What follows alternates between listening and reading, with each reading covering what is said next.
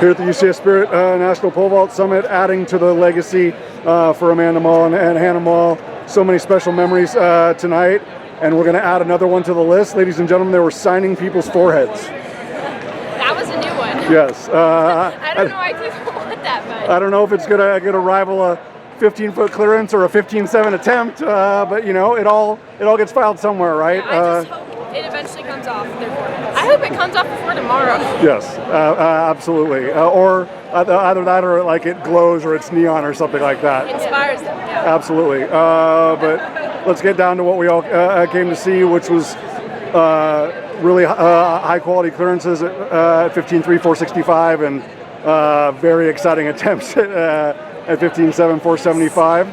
I give you the floor first. Okay. Well, I mean, today it was a season opener for me, so obviously I really wanted to jump high, but I didn't really know like what I wanted to jump. I wanted to kind of just implement the techniques I've really been working hard to change all season, and I feel like if not for the 465 that did show, I feel like my turn is a lot better than it hasn't been in past years, and I'm just really happy with how today went. I had some really close attempts to 475, so I know that's in my reach this year, if not next meet, so I'm just really excited to see what this year brings. Most definitely. Obviously some gritty attempts early on, but then obviously got to the rarefied air that I expected you to be. How pleased were you with your ability to kind of adapt and and evolve tonight? Yeah, I mean, I feel like I was kind of just working through my poles and getting back, getting my run all dialed in. So I wasn't like disappointed with any of my warm-up jumps or my first attempts. And then this is obviously such a nice runway. Once I started really getting into the rhythm, I was able to get on those big poles and jump some big bars.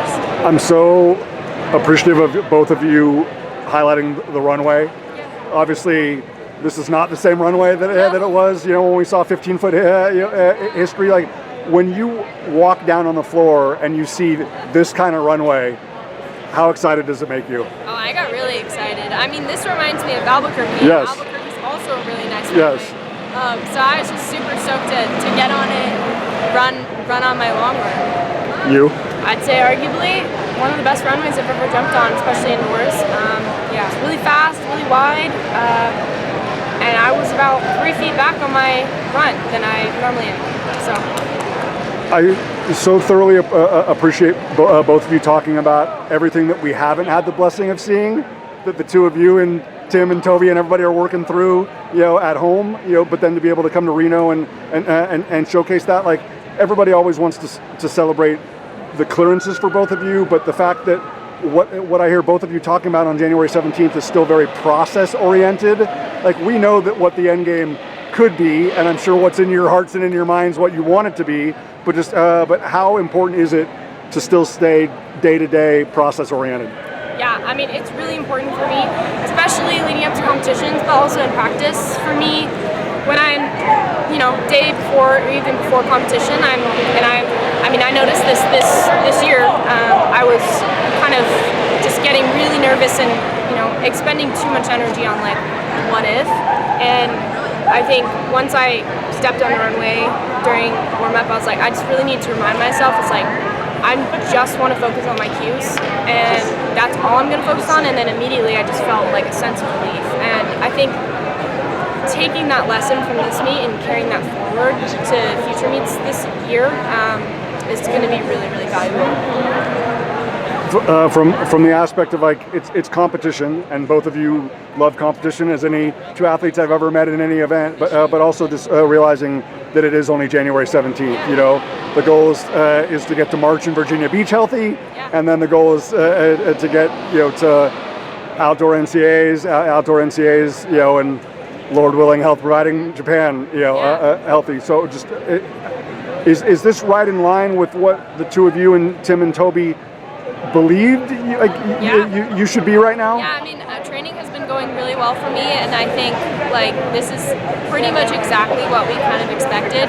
I mean, not that we really expected anything. We're kind of just going out here. I think Tim sent me like this he was reading a sports psychology book, and he texted me a quote about just like focusing on having fun and everything else. Because at the end of the day, that's what it's all about, Yeah, right? exactly. And when you're, like I asked both of you, you know, when you were the high school stars that got invited to the elite pit, Yeah. and now when you're the elite college stars that, you know, are very much the featured attractions of the elite pit, still looking around and being like, let's keep throwing out T-shirts, Yeah. let's keep signing autographs, let's keep taking photos, right? Like, this is what the pole vault summit's all about. It's totally what it's about. I know. As soon as we started jumping and we were starting to jump big bars, I just immediately just felt so happy, and I was like, that is why I start my year at Reno, because the culture here is just so inspirational, and I'm able to carry that out through the season.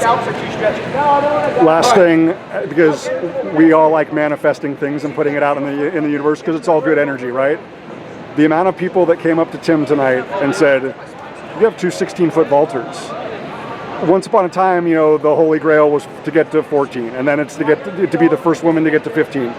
Have you ladies even allowed yourself to think, especially after what we saw tonight at the 75s, like what 16 is or could be? I mean, I think if you're not setting your goals to 16 feet, you're holding yourself back. So I think, you know, even setting goals higher than 16 feet is really important to not stunt your progress and growth.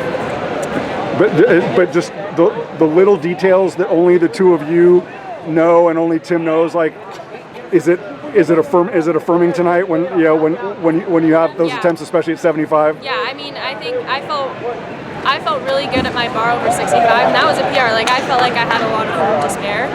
I think I kind of just have to dial in my run, or dial in my run at those big poles, and I think I was getting a little bit tired because there was only 5 people. Of course. So We knew it was going to be rapid fire out there. I know. It wasn't going to be an NCAA competition that goes 4 hours. Yeah, so a little bit of a change of pace, but yeah, I'm really excited. Awesome.